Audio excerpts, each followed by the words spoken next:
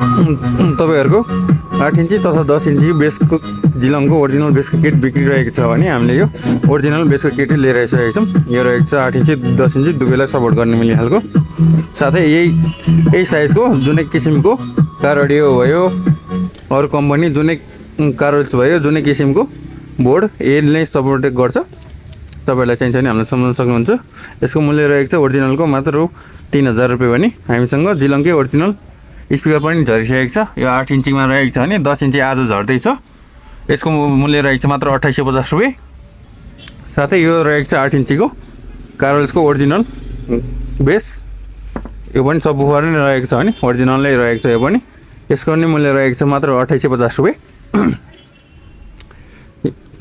यसको किटको मूल्य रहेको छ मात्र 3000 रुपियाँ भने मजाले तपाईँहरूले घरमा अरू बेसको उफर स्पिकर छ, सबवुफर स्पिकर छ भने त्यसमा जोडेर युज गर्न सक्नुहुन्छ भने छुट्टै स्पिकरमा चाहियो नि हामीसँग छँदैछ। बल्क क्वान्टिटीमा रिस्टक भइसकेको छ जिलङको कारवेल्सको साथै इन्डियन कम्पनी थेप भन्नेको। त्यो चाहिँ 2600 रुपियाँ पर्छ।